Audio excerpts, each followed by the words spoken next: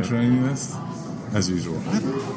I was Faith Over Breakfast with Eric and Andy. And Andy is the pastor of Mission Church. Right? I think so. Are you still the pastor of the Village? Have you here in Tucson? Yes, specifically the Village. There's no relationship to Matt Chandler's church. That's too bad. I think we probably are the size that we could be a small group at Matt Chandler's church. Sure, which is great. We claimed at the beginning of this, which maybe we'll cut off, that we were going to talk about a bunch of things, but what we did talk about actually was loving your enemies most of the time. And I think you'll at least be spurned to think about it more. Yes, I think so. So, enjoy. Yep. Thanks for tuning in.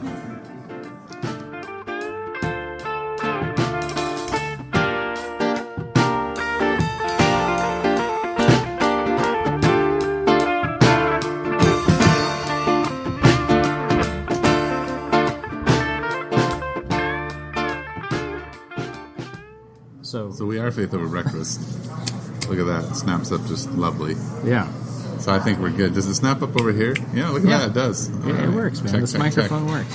Yeah. We're at Exo Coffee, Tucson, Arizona. I have a sandwich and a coffee. Eric has a quarter inch of a cortado I actually had a scone. But it was already waitressed for me. Yeah, it's gone. It's just taken. That's okay. So... You have, is that cauliflower? And I bet you that's turmeric. That is bright yellow cauliflower. So this is cauliflower with turmeric. Probably. Yeah. Anyway, so... So how are you doing, Andy? I'm okay. There's there's various stuff going on. I'm coordinating electricians and landscapers, and look at your 5 notifications just popped up on the computer screen. Most of them don't really matter, unfortunately. Yeah. In fact, you're double scheduled, I noticed, to meet with both your administrative assistant lady and also meet with me. When? I don't know. It said meeting with... I can't really read it. That's my wife's calendar pops up too. Your wife. Yeah. Okay. So, anyway. All right, well, that's nice. So, you're doing okay. Fill in the time, but I'm doing okay. Then you're doing all right? Yeah. Yeah. Well, I've been grouchy since Sunday. That explains a lot of what's been happening this morning. A little irritated. Not completely sure why. Yeah. Just sort of on edge. So that's a thing. So you're like, I don't want to drive to Exo. I don't want to. No. I don't want to talk part of my life just is, Tuesdays has backed into the normal thing. So I've got more appointments, more school's back in. Life is all of a sudden it's gone squeezed. So anyway, I don't think people want to hear us talk about this. What I did want to talk about is maybe our new studio and the fact that we won't lose our background stuff because we have lovely recordings of Exo Coffee. So we're gonna fake it. We're gonna fake it. We're gonna do what this while the owner is sitting. Everybody wants authenticity these days. This podcast is about to fake it. Yeah, we're about to fake it. I'm not sure everybody wants authenticity. Let's talk about that for a minute. Do people really want authenticity? Only when it's nice. Yeah. Or even when it's not nice, when it makes them feel better by hearing somebody else's issues. Yeah. But outside of that, Okay, nobody wants authenticity. I was listening to I was watching a short thing on Kawhi Leonard. And how he just came out with a letter basically to the San Antonio fans and to his team. And it was all just... I don't know is this a sports reference? Yeah, so Kawhi Leonard is a superstar who played for San Antonio Spurs. And I believe he won a championship with them. What did he do? Anyway, he was traded. And there seemed to be a lot of controversy, which usually doesn't happen in San Antonio with Popovich. It's a good team. They're kind of like the Patriots. Like they're the what seems to be the good version of the Patriots, not the cheating, deceptive, sleight of hand kind of thing. So real Americans. Yeah, real Americans. Or are the Patriots the real Americans? Yeah, I'm not sure. But anyway, he writes this letter, and I'm watching these guys, and they're all upset because he's very kind in it. And his persona is never to say anything. So he obviously didn't write it. His people wrote it. He didn't say anything during the whole controversy. He just stayed quiet. And part of it had to do with an injury he had. But they were like, well, he's not being authentic. He should just say nothing because that's authentic to who he is. And so then they're arguing over like this need for authenticity. And if you're like, basically, a prick of sorts, then you should just continue to be that because that's authentic, as an athlete, And I'm like, well, that, okay, we'll beep out that word. Well, but you're just angry and being authentic. Yeah, I'm being authentic anyway. So I went off on a tangent, but I think I have a right to be on a tangent because this is faith over breakfast, and we haven't gotten to the faith part. Eric's asserting his rights. I'm asserting We're in my trouble. rights. But what are we talking about? I don't know. I want to talk about loving our enemies. Apparently, when you're grouchy, salty. you want to talk about Stuff. things. Yeah. You threw out like all kinds of topics. Well, what I realized is, as I was thinking through what we were talking about, I really didn't want to do a third episode on leaving the church.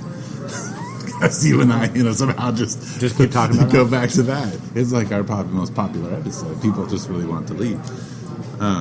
What Tucson needs, I'm afraid, isn't going to be that popular. I don't know. Just topic-wise. I looked at that. I was like, we should have just named it something else. We should have had that conversation, but called it Leaving the Church. Yeah, should have called that. Well, I mean, it's already up to 30 listens in like 4 or 5 days. So our listenership is up. 65 listeners. Thanks, guys. What's interesting here is I just noticed over 3 months, 850 listens, which comes out to almost 10 listens a day. But in the last 7 days, we're up to 15 listens a day. So we've increased in kind of our frequency of listeners. So thank you. And I did want to talk about loving our enemies. Okay. Yeah. I think it's really at the forefront of what grace is and the scandal of grace, and it's something that I don't think we understand. Who's your most difficult enemy? You.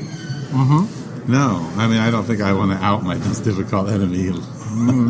That would be difficult for them and me. Now I want to know. Well. I mean, I think when I think about enemy, there's two categories. Obviously, when we think about enemy, maybe we think about somebody who's intent in hurting us. Like their intention in life is to hurt us. That makes them an enemy. And the other category is someone who's just difficult in general, but maybe their intentions are not to hurt us.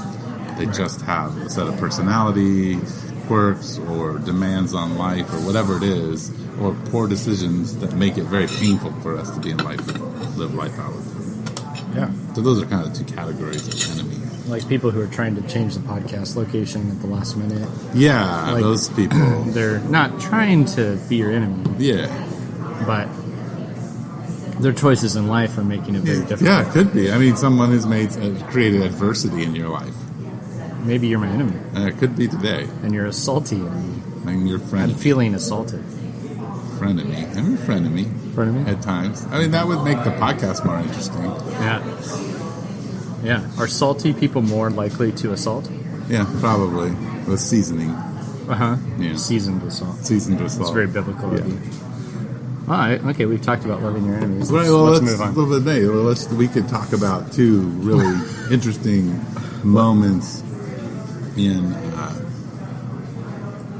Old Testament of loving your enemies that are classic ones that would be interesting to talk about. This is like backwards day. You're coming with Bible verses. No, not Bible verses. We'll just go with Bible stories. Bible stories. And we can kind of see how good we are at remembering. I'm terrible at remembering. Well, you've been going through Genesis and Exodus, right? You guys are in Exodus now. So you talked about Joseph. Yeah. Right? And as a pastor, have you yet preached on Jonah? Not yet. Jonah is like the best one to ever speak on. It's the most enjoyable comedy book. Yeah. So, but Jonah in chapter 4 definitely has to address what it means to love your enemies, and then obviously Joseph in two really instances, the death of his father, and then prior to that, right when he's confronted with his brothers again, he has to decide how he's going to deal with them. Those two things, I think, illustrate Jesus's "love your enemies" statement that he doesn't really flesh out. He does. Well, Maybe he what's going on the cross? Out on the cross, yeah. But let's just say prior to his full-on demonstration, he doesn't say, so when so-and-so calls you and says, hey, let's move the podcast. Yeah. How do you love him? How do you love that he's making your life miserable? Yeah. Do you just say, sure, I'll do whatever you want? Right. Or are you a little more honest? Yeah. A little more straightforward. A little more straightforward. Is love being honest, straightforward? Is love caving, just doing So what is it? So when you think about loving your particular enemy that you told me, actually, let's just be honest, you told me a little earlier you were going to out them, so. Yeah. It's Fred. Okay, so how do you love Fred? I don't. You don't. So well, this is not going in a good direction. No, really, I think on a more serious thing, if the mic was pushed away, what you and I would be talking about is how do we teach that and how do we model that in our communities? What is it where's that hard for us? Well, what do you think? Well, I think that certainly in a long period, being a pastor for a long period of time, in a community where there are people who have committed to staying and walking that together and not to sort of live in its cliques, makes it, that means that there's conflict that often surfaces that has to be dealt with, and we rub each other the wrong ways, or we do things that are outright hurtful, and yet we decide to stay in community together. So how do we go about doing that? Is the big question. Yeah. I mean, my sandwich is just now digesting. I can see that. My brain is moving at a slow pace. No, it's all right. So, I mean... Maybe you can help me continue to think that process through. Yes, I would love to. Yeah. I would love to help you think this process through. Man, you're coming at... You got guns out today. This is good. But I'm adjusting. I wasn't ready for it. I need the coffee to settle in. Well, I have. It could simply be that I don't drink coffee anymore because you're not. I'm done. You're not. And I just had it. Cortados. I'm like, and let's do it now. Anyway, so okay, so practically, I mean, do we want to go theoretical or practically? And there's both. They both matter. Like, you've got some. Can we put you in the scenario? Like, sure. you're ministering in the church. You're a pastor. You got stuff going on. Somebody thinks you stink. They just don't. Criticisms. They're not feeling it. They don't. Right. Oh, they're me. They don't like me. Right. Okay. So you're in the scenario. It's not just two people in the church. So where do we go from here? Right. But then they want to stick around, but they're having troubles with me. Yeah. They want a different pastor. They want to get rid of you. They want to get rid of you. It's a coup. Okay. It's just full on. Yeah. Unfortunately, I don't think I'd ever experienced that at the village. Yeah. Partly because I just planted the church. So right. It's a little different succession of... Or let's say somebody's there and you're trying to engage in their life. They want to be there, but they don't want you involved in this. Yeah. They don't want you to... so they're kind of giving you the stiff arm, stay out. Right. And so, I mean, at some level, I feel rejected. Mm-hmm. I feel like what I have to offer isn't valuable. So there's a statement about my own value. Right. I think...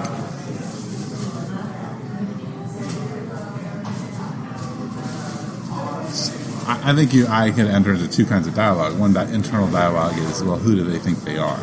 Like I have good things to offer them. What the heck, Yeah. And I can have kind of a negative dialogue about them, which then begins to shape how I feel about them. Right. I think the other one is then, how do I love somebody who's wounded me and hurt me? And I think that's the part where we I think even personally misunderstand grace in that I'm okay with sinning and Jesus dying for my sin, but I'm not so sure I'm okay with that grace being extended to you. Right. Meaning that there's forgiveness. If you think about like in Nineveh with Jonah, like those were horrible people who'd injured the Israelites. and in the Israelites' mind and in Jonah's mind, they needed destruction, and they don't get it. And in fact, since you're speaking on Exodus, Jonah quotes the part of the Ten Commandments about God's character. Yeah. Now he's like, I knew you were basically going to be merciful, kind, and loving, and long-suffering. Which is why I didn't want to. Yeah, I didn't want to do this, right? That's really interesting because a lot of times we're like, okay, I can forgive. You can forgive me that I, called you and wanted to change things, because it's not like I went to your house and burned it down and pillaged it. I was making your life inconvenient, and you can kind of chalk that up to whatever and move on. But if I had said something bad about your wife, or if I had done something that was really against you, or rejected you and what you had to offer, then, I'm not sure I'm okay with God, forgiving you, and then maybe you never making reparations for it in my life. Yeah, you never paying for it. Right. Yeah, So how do I love you in that when you're not going to make reparations and you're accepting the grace of God? Yeah. And it's poured out on you. Yeah. Well, that's a lot of cognitive dissonance, right? It's a lot of, what am I supposed to do? How do I feel uncomfortable inside? Because I'm uncomfortable with the character of God, really. That's part of it. Yeah. So, on the topic of loving your enemies, I'm just going to throw out there, I would say the way I honestly feel is not that I feel like there are certain categories here in which I have, genuinely forgiven people where it was hard, and there was a desire to repair the relationship, and all of that came into play, and somehow and we got through it. And I think that kind of stuff, that's a regular thing in marriage and family and within the church, of people who I've experienced, who I feel like I love them, they love me. And then there's this category of where, there are people where it just kind of feels like it generally didn't work out, and I honestly don't have hard feelings, but I just don't. And this is just in life, where, I don't, I'm not harboring anything. I don't know. It's just it didn't work. I think of this kid I was friends with in high school. This is not the most recent. It's just easy to talk about. Sure. Who we thought we were going to be friends. We hung out. Turned out we really didn't enjoy each other much, and we kind of just just sort of drifted off. And I don't personally that didn't. I wasn't there needs to be a reparation or something. So I have people in that category. And then there are categories of terrible things in my life where people have done what feel very terrible and very personal things, to where I cannot say to you honestly I have forgiven this person. I intellectually think I ought to. I'm not actively hurting or doing anything, but it's the idea that to say I don't hold it against him. I'm not sure I can say that. So here I am. I'm a pastor. Sure, and you hold things against people. And I don't want to. What happens if you decide to not? If you could imagine yourself not holding those things against those particular people, what happens? What state are you put in? Yeah, I don't know. I think I've just entered counseling with you. Sure. But I'm just, I guess I'm saying I'm putting that out there as I'm going, man, I can talk about this and consider, I don't know. There's a lot that's difficult in this, for me, that I would assume is true for some other folks too. Right. And it kind of, I don't know. What do you do with this is the hard ones for me are when the person killed your son, Yes. And so somebody comes along and says you should forgive them. I agree with that statement. Yeah. But that's tough to do. Right. I was trying to remember, a long, long time ago, when I was in college, I took a lot of history courses. In fact, if I had got that degree, I would have a minor in history. And I was trying to remember, in the Irish, in the 80s, the IRA, right, they blew up a bunch of buildings on a memory day. I think the British have a thing called, they remember twice a year the sacrifice of the... Anyway, they blew up a bunch of buildings, and this drape maker, he got caught in a wall, I think, with his daughter. Anyway, he becomes a famous congressman and part of the movement for independence. Yeah. But his daughter dies, and from his bedside, he basically says, I don't hold this against them. Yeah. And a year later does this whole reconciliation stuff, which is remarkable. Yeah. I do not imagine that if my daughter's last words to me is, I love you, Daddy, and that's and somebody was responsible for killing her, that I could be like, oh yeah, I forgive them, and I'm going to pray for their forgiveness. Well, and in another interesting is the Dylan Roof shooting, where all these people pronounced their forgiveness toward him. Right. I think this is an interesting. I think this illustrates something, honestly. But they pronounce their forgiveness to him. They offer it. Right. And then when you go back in and read their accounts, it's like the look in his eyes, the things that he did with his mouth. It was strange. It was like the receptivity that he had to their forgiveness was twisted, kind of ignoring of it. And so then as the trial goes on, nothing changes. He remains cold and dark and strange. And some of those people who had said, I forgive you, I think they all kind of did different things with that. Some of them went like, okay, well, he didn't accept it. This is really evil. Right. And I think I reflected on that, considering a couple of things in my own life, and I thought, I understand that feeling of offering grace, offering forgiveness, though it is very hard and painful to do. And then when that, offer is kind of, defecated upon in some way, there's something about the heart that's exposed in that. So I don't think it's simple. So you're made vulnerable. You are. But I'm also saying it's a bit of a litmus test. I don't know. I don't even see in the character of God necessarily, like, I see grace and forgiveness. But then, for those who are offered that, see that. I mean, especially in the book of Hebrews, like, who, if you see it, if you clearly see it, and then it doesn't, and you're unmoved. There's something in the heart that's dark, and at some point God says, okay, like, I've offered this to you, right, but you do not get it, right. But but is that our rule? That's God's rule, not ours. Our command is to love our enemies.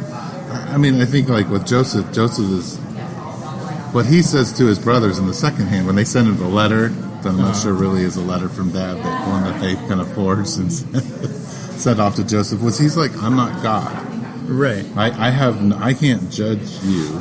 And that's where part of his famous line of, what you meant for evil, God meant for good. Like, he orchestrated many lives being saved by your choices to do something that was wrong. And I think, like, I agree, but I think we still want to be on the judgment seat. Like, we want to judge. And when we want to judge, it makes it very difficult for us to forgive and to love and to pray for. Yeah, I mean, I agree with that. I don't know if I do agree, though, with the statement, like, that's just God's job, or that we don't engage in any of that. I mean, so I think it depends on... Really? You think you have a role to promote judgment? Well, let's take Dylan... Let's take Jesus. Well, let's just... No, I'm saying, for example, like, let's take Dylan Roof. I don't think I can pronounce ultimate judgment, no. But if we were to work out the love your enemies, to the nth degree with Dylan Roof, and say like, okay, we've offered him forgiveness. But what is forgiveness? Yeah, good question. So people have offered him, say, positional forgiveness, or they've proposed to him theoretical forgiveness. Right. I forgive you, they say, and he remains cold and hard, and then ultimate like forgiveness in this life, would be to say, I don't hold this against you. I don't hold this over your head. You don't suffer for this, which in our court system we have not done, and there has been no outrage from anybody on any side of the political spectrum that Dylan Roof wasn't given grace in the end. People will the very like the severity of his punishment could be debated, right? But nobody's outraged that he's being punished. So there has been a judgment made by people, not in power. Sure. But some of those people, I wouldn't be surprised, were believers. Like I don't think Christians don't have any role in that. Right, when they're the instruments of the law, and that depends theologically on how you. So what about if Dylan Roof was a member of a Christian church, member of the village, and you have to exercise church discipline? Right. Do you pronounce anything? Certainly, you have to pronounce consequences for actions. I'm not saying that as an elder of church, but that doesn't mean that I don't love my enemies, because forgiveness and love.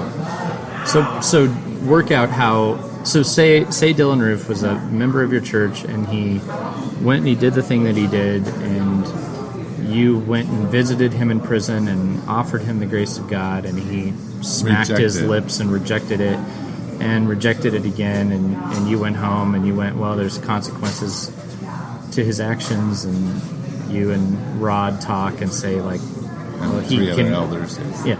And he can no longer, like, his fellowship here is impacted by this, and so on and so forth. So work out for me in that scenario. What's it mean to say I also forgive him? Right. Well, we're talking obviously about an extreme thing. I know, but they come down in degrees, right? Right. Because we can say that there are biblical boundaries that we lay out, right? That have biblical consequences that we, as a church, say this is the way things are going to operate in community.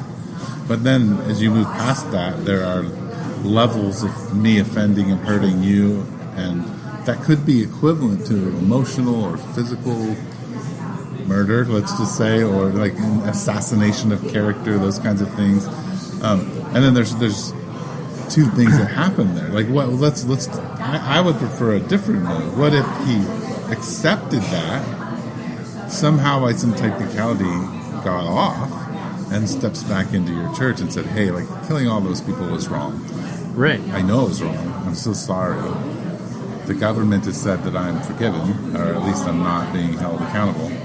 And now we're invited as a community to take him in, which is a much more difficult thing, because I think, I think loving him is saying that there is an ultimate grace, that whatever God decides in the final judgment is what I am going to trust in, which is a long-suffering, grace, mercy-oriented God who might bring him into the kingdom and might say no. Or as we since we are in Exodus, and people that built the calf and the Levites went and killed their family members, right, by God's command. So it's a long-suffering God who might do something drastic, do something like that, and it might be right. So right. But for me, I'm just saying, loving and forgiving is saying, I do not expect you to change. Like, I'm not, like, if you're changing isn't going to affect the way my forgiveness. You're forgiven from my perspective. So God's perspective is not, God's reality is not mine, in the sense of what he's going to do in the finality of things. So how good are you at that? Because the way you're saying it, I'm like, oh, like, okay, I've forgiven you from your perspective. I can say those words. But have I really done it? Like, have I actually, I mean, this is what I'm getting at. Like, there are people in my life that I could say, I'm trying not to hold it against them. I'm trying not to make them pay.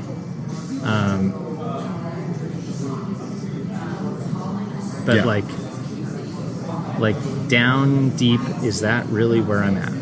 Right, and for me, there are people who have hurt me deeply, both in my personal life and in my ministry life. Right. Some with whom I'm still friends, some with whom have left me in different forms. And when I reflect on them, or I run into them, I have two paths. And one path is that I don't believe God is good, and that God cares for me, and that in my suffering, God's glory is made rich and demonstrated to people, and His mercy is demonstrated to people. I don't believe that. So it really comes down to not what they've done and what I believe about God Himself that I have to wrestle with. And I agree with that. And I'm just saying, like, as you're wrestling with that, do you feel comfortable pronouncing, I have forgiven them? Maybe that's where I struggle. I can pronounce that I'm in the process of forgiveness. And because I'm in the process of obedience. Like Russ likes to say, one of our leaders, and has been at the Village forever, is that when we struggle with things and that we feel stuck in, so we're looped in something, he always asks, well, what would you do if you didn't believe this particular thing? Right. That you just can't get out. What would it look like? And I try to move to that and play that out with people, and then choose to live in that as best I can, and then see what happens to my heart in that process. Because I think, like when you get off the throne, and all of a sudden a lot of things change.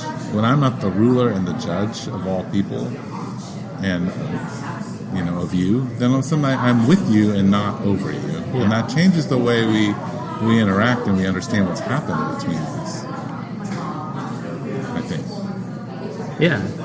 So I'm going to try to downgrade the Dylan Roof. Yeah, that was a serious one. Okay, so you got a person that comes to the church, and they get in there and they make a bunch of relationships and they begin damaging people, actively causing major problems. Sure. And you confront this. Yeah. You speak to it, say, and you invite them to look into this, and they just kind of, blow it off, or they tell you, like, sure, I'll do that, but then they keep doing what they're doing, and eventually you say to them, like, you can't do this here. Like, you're hurting people. You need to stop. And they go away, but they continue in the same, you hear about Facebook messages and you hear about stuff, like they continue, they go to another church, they're still doing it. Sure. The heart doesn't seem to have been changed. Mm-hmm. So you might be able to state to somebody or to them that you have forgiven them, but they are still on the same trajectory. Yeah. They're still doing damage, they're hurting people, they're disregarding you. How does this loving your enemy play out to them? Right. How Well, I think in a couple of ways, and I'll go around my elbow as usual to get there. One is Kevin, our host of our Talking He's Culture. One of those He's people. one of them. I can't believe you, Kevin. No, Kevin recently said to me that, taking care of widows and orphans, that's sexy, right? When you talk about it, so not sexy when you do it, right? Because there's no part in it where it says, take care of the widow for 3 years. You're right. Take care of the orphan the rest of their for life. 6 months. Right? No, this is a long-term thing that God's inviting you into that's not sexy. It's this is what our deacons are feeling these days. Yes, right? And all your church should be feeling, right? They should feel the way I should say, especially our deacons are feeling this these days. Right. And so, as you think about that, it's the same with the forgiveness of that person. And who is that forgiveness actually and reconciliation, like those are sexy things right now, especially the word reconciliation. Oh gosh. Right? So like hey, racial reconciliation. Like really? Are you up for are you really are you gonna move out of your neighborhood and go, or like are you gonna spend how many people have I heard talk about racial reconciliation who I do not see spending time primarily with people of another race and social strata on a regular basis, attempting to reconcile. No, I don't know that I can. Because it's one. hard. Yeah. Right. So, what I think, and in particular, in all those elements, especially the one who's been very painful, let's say, and disrupted and continues. Part of forgiving, part of loving, is being vulnerable and allowing them to continue to hurt me. So, not shutting myself off and saying, well, fine, I reject you. You're out of here. Which is a mode with me. Like, fine, you want to hurt me? Well, then you're dead to me. I don't know. You're dead. Is it okay to let them hurt others? Right. Now, and I'm in two different spots in there. Let's say I'm just a person who's their friend. I can walk alongside them, but do I have a lot of authority? Maybe. I can say, hey, like, I love you. I'm going to continue to pray for you. But that doesn't mean, those things don't mean I have to be in company with you all the time. If you're going to go rob a bank and you're my best friend, I can say, I love you. I don't think you should do this. I'm not coming to rob the bank. Right.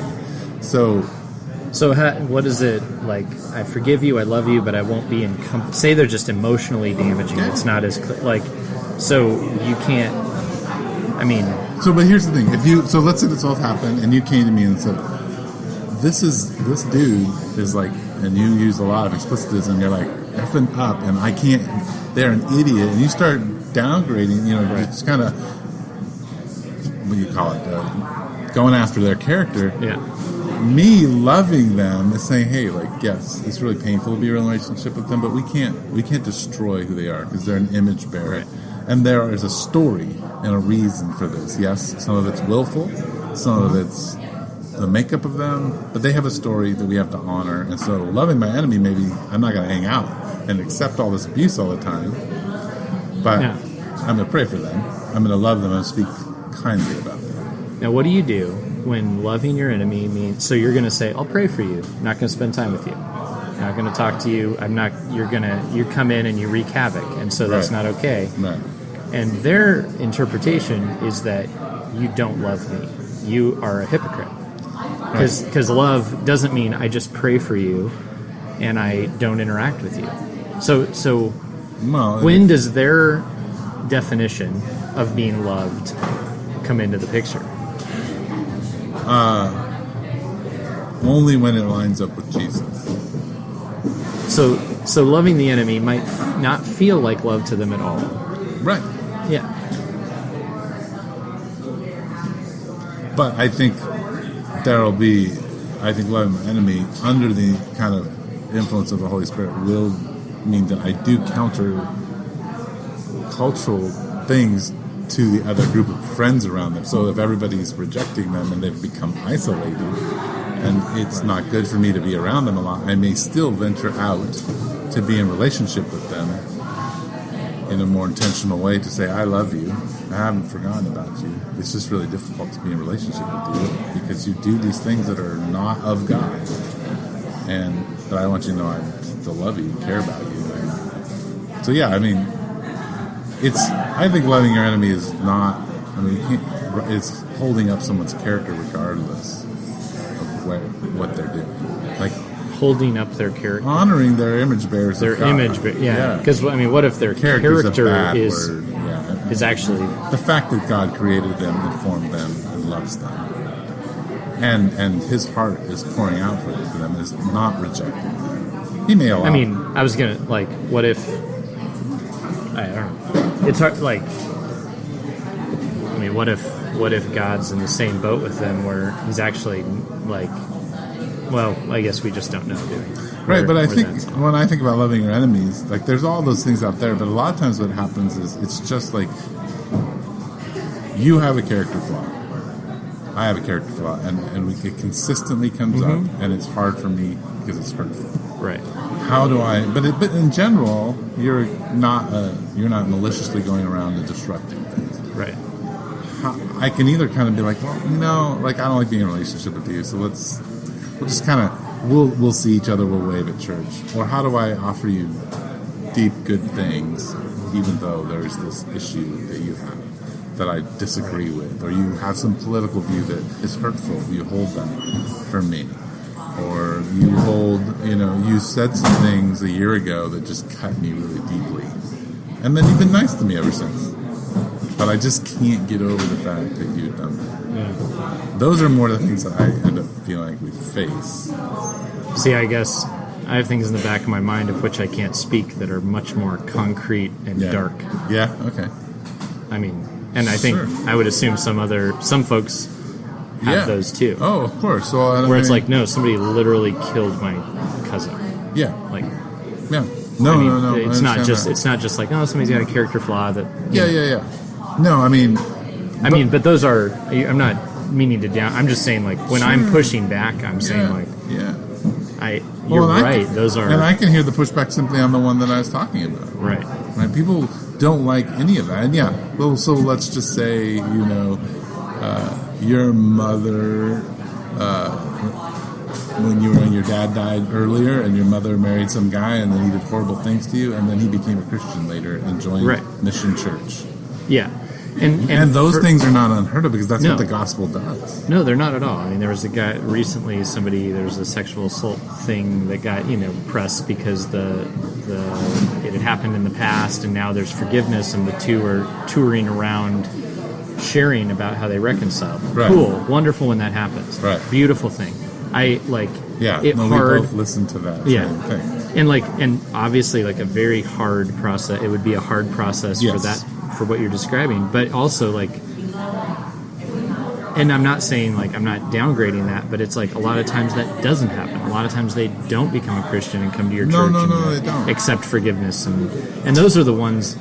I mean, both are troublesome. It'd be hard to really confront this person who it's like, oh, they're actually walking with Jesus. It's hard when somebody on the flip side doesn't ever do that, or even harder when it's a gray area in the middle where they say that's what they're doing, but you're not sure they actually are. Right.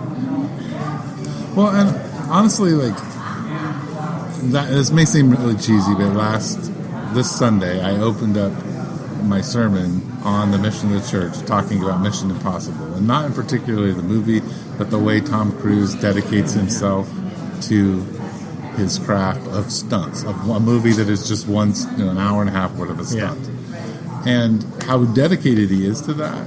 Is that particular example is what you and I are called to as disciples. This is not like we say there are all these cool things about Christianity. If you just hold on, that are like sexy, like you take care of the poor, you reconcile, you're about the goodness in the world and bringing peace in places where there isn't. Well, all of that is really, really hard and really should you choose this mission? Like you have to think about this, because this isn't just like, oh yeah, I want to believe a few things and Jesus is my savior and I'm going to go to heaven. Now let's move on with making money and keeping our little family together and everybody going to soccer practice and that kind of thing. And the pleasantries of life and good wine and cheese and all those other things. No, it's your primary thing is to be someone who is so disciplined that they are. Jesus is what's seen on them. And could I just add that none of us are, and that's why we need Jesus so bad. Yeah. Because even just hearing that, it's like, gosh, we're not. Please show me somebody who's actually loved their enemies. Jesus. Well, I think Jesus. I do, but I also think there are people in the world who have disciplined themselves so much because of God's grace in their life that you can look at them and say, yeah, that is a model of Jesus. Like they vanish at some level. I think you can see greater degrees, and some people seem to have one area down and not another. And sure, right. But I also don't I think what happens, I am full on love Jesus, love grace, but I also like James. I also understand why James is like, Yeah. whoa. Oh, let's not forget that this is a military exercise, Right. that we've just stepped into. This is not a. You know, it is, and yes, people are not our enemies, but we do have an enemy. And I think that's part of forgiving, loving your enemy. It's when you realize they're not your enemy. They're influenced. They are, Yeah, the darkness, the evil creeps around all of us. Like, yeah, I mean, that's the thing for me is like, how do I love my enemies? Well, the Holy Spirit. I am God's, owned by God, 2 Corinthians, and I am, the Holy Spirit sits on my heart, like He marks, like I walk in. That's the only way I do it. Like, I can't do it any other way. Agreed. Well, solid 45 minutes there. Again, this is Faith Over Breakfast. Yes, it is. Eric, salty seepin. Salty seepin. From the Village Church. I'm Andy from Mission Church. We're at XO Coffee, where the food is delicious and the loft is loud. And yeah, thanks for joining us.